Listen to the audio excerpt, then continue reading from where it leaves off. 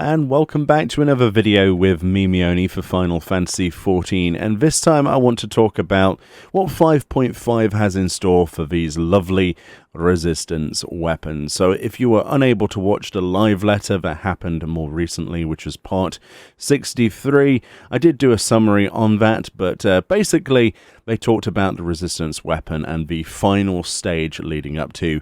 And there's quite a little bit of information that I thought we'd go on in a separate video and talk about and give you my opinions as well in addendum to that. So first of all, there are big changes coming to 5.5 for the existing content as well. This includes the Zadnor region, which is a new battlefield instance area, much like the Bosnian Southern Front. Essentially, you will be able to, well, they say there will be a means to increase mount speed inside those Save the Queen areas. So we can expect then that this will probably be a quest or something like that, or perhaps even like it was in open world areas, perhaps there will be a riding map. It's more likely to be a quest, though, if you've done the Eureka series back in Stormblood for those relic weapons, where we basically did a quest to attune ourselves to the area, and it allowed for mounted speed. That since has been completely changed, where mounted speed is just, you can mount, basically. So yeah, it does feel a little bit sluggish when you're riding around in Bosnia. So it does make sense for there to be a way of increasing that, especially getting between those critical engagements and skirmishes a lot faster is going to help overall as well, especially considering, if one of those skirmishes spawns somewhere you want to desperately get to, but you're a little bit slow in terms of the loading times, of teleporting between locations, it would be nice if your mounted speed will help you close that gap a little bit further. So that's something to look forward to.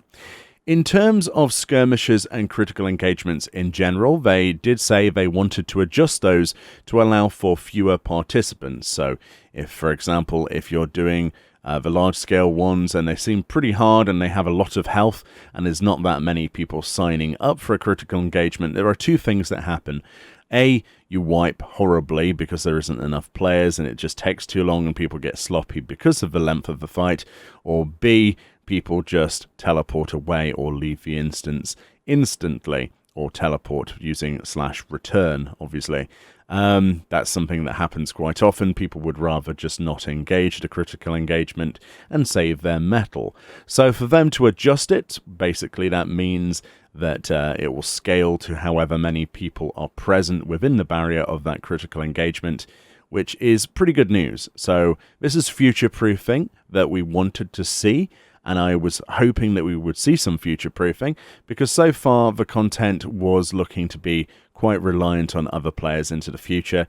But when this content becomes less prevalent and less people do it, in future expansions it would be nice for it to continue, and it's nice to know that in a small group of 4 we could have that scaled down. There are no further information given as to how far that scaling goes, if it scales to 1 person or whatever, which I highly doubt, but at least you won't have to worry about needing 20 people sometimes as well. So that's pretty good.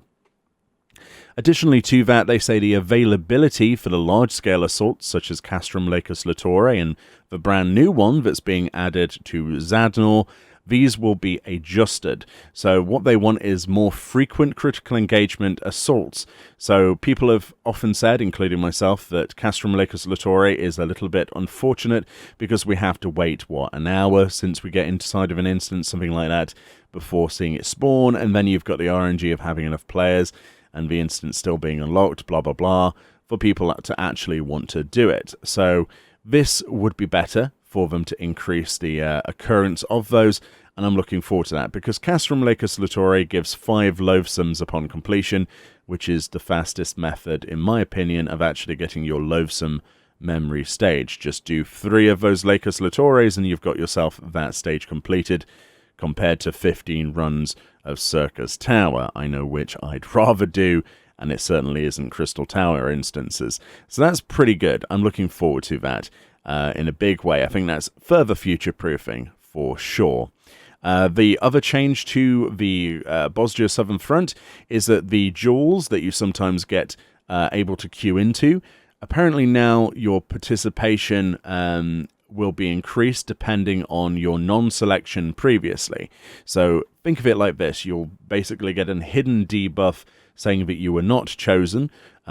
People queue up for these all the time and they don't get selected because obviously it is only 1v1 in these situations and there's a lot of players sometimes. So yeah, at least this means that eventually if you stay in the same instance for the duration, there's an increased likelihood of you being able to do the duels after failing to be able to queue into them previously, which is pretty good if you ask me.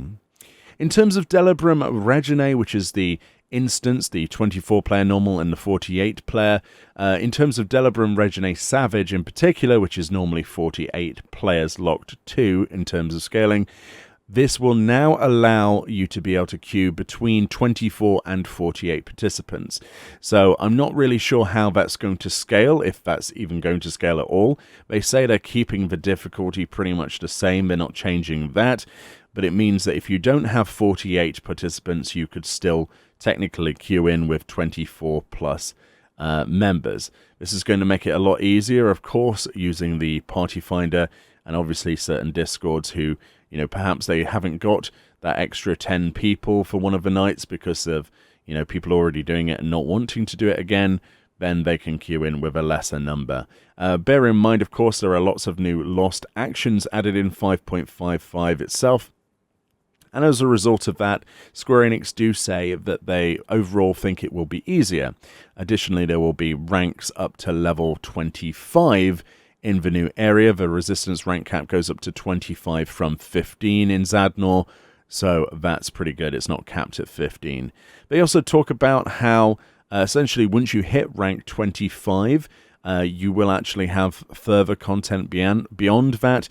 Quote, if you want to hit crazy numbers of damage, end quote, which is very interesting. The requirements for Dalrider, which is the name of the new critical engagement assault in there, will only to be completed for Save the Queen story so far for Delibram Regine normal, obviously for that storyline. So you don't need to be rank 15 at all to actually go into the new zone. You will only need rank 10 because rank 10 is what the storyline is locked behind, which is pretty good. I think you'll agree, and definitely means that pretty much anybody who's rank 10, who's started their relic stuff, can get cracking without having to worry about grinding to 15, which I know was one of the big concerns prior to this announcement, which is pretty good. In terms of the final stage of the resistance weapon itself, you'll be able to unlock the quest for this as soon as you unlock Zadnor in 5.55. So as soon as you unlock that, then you unlock the next part of your resistance weapon. They do say that the statistics of the final weapon will be slightly better than those of the Eden's Promise Savage weapons. So that means, what, about 535 item level, something like that? But yes. One of the other things to pay attention to here is they say once one weapon has been fully upgraded, the process of upgrading further weapons will differ. Apparently, here's a quote for you. Yoshi P says, quote, of course we made it easier to make more than one weapon. The second weapon and any more after that will only require the last step of the quest line, end quote. Another quote, quote, the first one will still be a lot of effort, end quote. So basically that means that for people like myself, I'm going for 17 weapons. Whatever that last stage is, after we've completed it once, it does mean that it will be somewhat easier. So probably much like the Vexatious stage, where we had to do 18 Void Arcs and 18 Rabanasta raids, and that was one time only. Perhaps there'll be a stage like that for the final stage of the relic, and that won't be included, and we'll just go straight to the completion of weapons, which is a big deal in my own personal opinion. I'm half expecting there to be a light stage, but that's speculation at this point. There's no confirmation as to what those stages will involve just yet, so stay tuned for more information as we get closer to that. But that's pretty much everything to do with the Resistance weapon and, of course, the Save the Queen stuff. I thought I'd put a video separately out for this because a lot of people don't want to sit through like 20 minutes of live letter stuff just to get to the bit they're interested in. Anyway, I'm continuing on my journey to get 17 weapons. I'm not sure I'll get it before Endwalker, but it's definitely something I plan to try and do. Thank you kindly for watching, and I'll see you all next time. Enjoy the rest of your day. Bye-bye.